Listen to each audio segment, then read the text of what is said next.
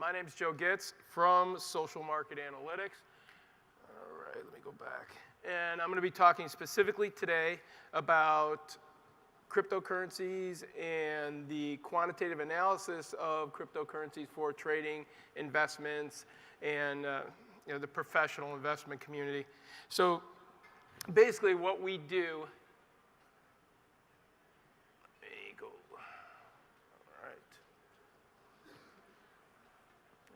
So basically what we do is listen to the full Twitter fire hose in real time, and we grab anything related to tens of thousands of different securities, but specifically we grab information related to cryptos. And the universe of information that we're looking at is a universe of, as the screen says, 750 million tweets a day. So the 750 million tweets a day are primarily being generated in financial centers, and a number of those financial centers and a number of those conversations, actually a significant number of those conversations, discuss cryptocurrencies. Just as an example, so in the last 24-hour period, the number of mentions on Twitter of Bitcoin, for example, after a basic level of sanity filtering was 45,000 messages. So 45,000 messages of people talking about cryptocurrencies specifically for investments. And we track on a daily basis what the largest topics are that people are discussing on Twitter for finance and investments and macro. And you have to get down to number 31 yesterday in order to get an asset that wasn't related specifically to cryptos. Okay, just as an example. Now, so the question is, what if we could use these tweets to predict crypto movements? Okay, so in real time, you aggregate this information and you turn it into a quantifiable signal for investment managers, hedge funds, mutual funds, anyone that wants to get involved in this space. And so basically, we harness these Twitter signals to deliver real-time nuggets of social sentiment for traders. As an example, so we track in real time and publish signals on about 250 cryptocurrencies a day. And we do that simply because we want to make sure that they're liquid. So the 250 represents any cryptocurrency that's had a market cap in the top 200. Okay. When you're grabbing this information, it's critical that you do a couple things. So there are 183 of the top 2,000 market cap cryptocurrencies that have a conflicting signal with an equity or another asset. Okay, so if you pull just raw information for those particular assets and don't have any kind of context, don't have any kind of idea of how this data is being evaluated, you're going to get signals on securities that aren't related to what you're looking for. So what we've done is we've built and patented a three-component system. Now, we're going to start, basically what I'm going to do during my talk is I'm going to talk basically how we grab this data. Then I'm going to talk about how we filter it, because on any platform, any unstructured data platform, any microblog, the vast majority of the information is not going to be terribly relevant for pricing securities or predicting security movement. So we're going to talk about how we clean that, and then we're going to talk about the predictive nature of the data. So when you're looking for any trading piece of information, or you're looking to value any security, ultimately you want to see, do these signals that you're creating generate returns or excess returns outside of any risk level that you're taking? So I'm going to start by talking about the extraction, which is pulling in the data. And we do a lot of different data sources for people, but I'm going to specifically talk about Twitter. And so in practicality, we grab data from the Twitter PowerTrack API. We're a licensed vendor, and we look for topics. So a topic is a set of rules that we're using to identify this particular message as about this particular topic. So it's basically a standard identifiers, and then what we're doing is we're adding Boolean rules on top of it. So Ethereum, I don't want to get any information related to Ethan Allen, so I'm not so much interested in furniture. So you got to make sure that when you're grabbing that information, the rule set that you use to identify that particular message as being about that particular currency is dynamic, and it has to learn over time. Okay. That's the extractor. Put the data in a database and then manipulate it in a couple different ways. The evaluator, and we'll talk a lot about that as we go forward.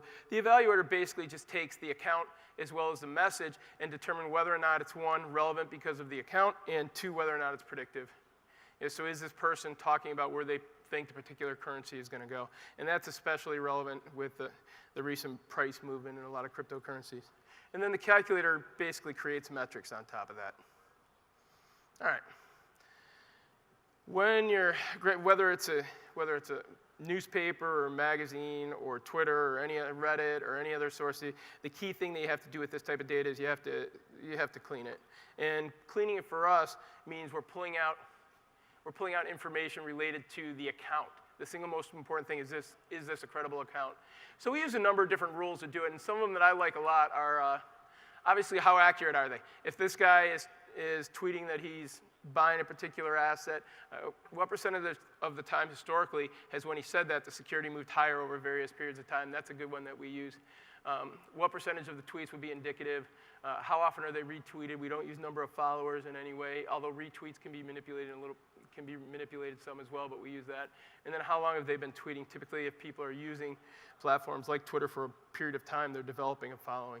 So we clean this account information. Every account gets a ranking, and when you reach a certain level, you're included in our metrics going forward. Okay, so I've only got 3 minutes left, so we're not going to go through a lot of this.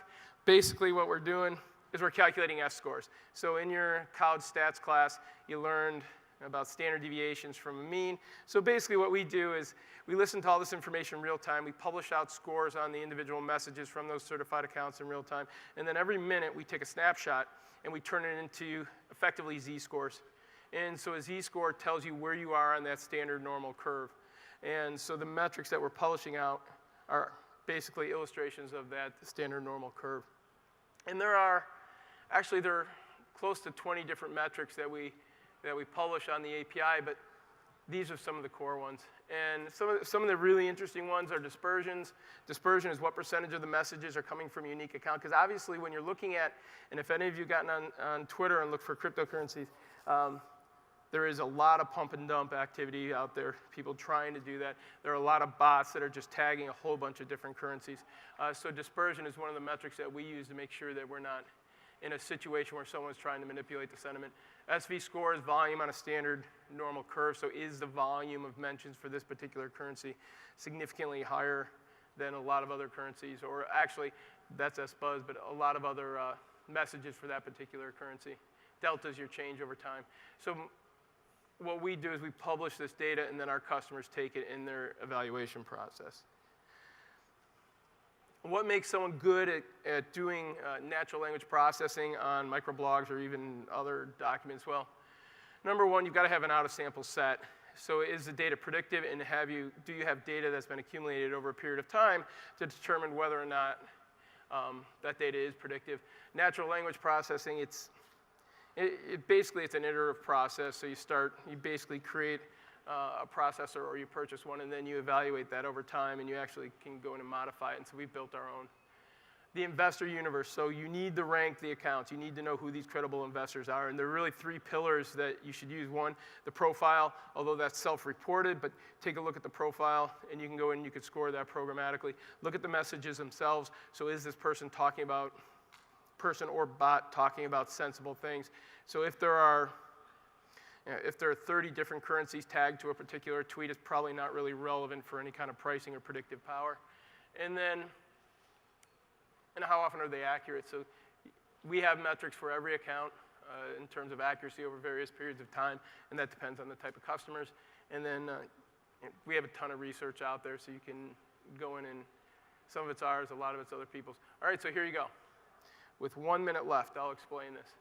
So is the data predictive? So this is a standard chart for quantitative analysis. This is your standard quintile chart. You really can't do a quantitative presentation without this particular chart. But what it shows is that when a particular cryptocurrency has a sentiment score, so the current conversation for that particular currency is either 2 standard deviations or some level higher or lower than normal. So the green line represents stocks that prior to, actually I think it's 12 p.m. Eastern. At 12 p.m. Eastern, they have a sentiment value that is higher than normal in the top quintile, so the top 20%. What does that particular currency do over the next 24 hours? So the idea is if sentiment data, specifically Twitter sentiment data for cryptocurrencies is predictive, these securities will behave, 1, in a monotonic manner, meaning that they will be in order, and 2, they will be predictive. So the higher sentiment securities will outperform and the low sentiment securities will underperform. And so you can use Twitter, you can use Reddit, you can use a lot of different sources as long as you have a consistent, quantifiable process to predict currency returns over a period of time. Nailed it. Any questions? All right. Thanks, guys.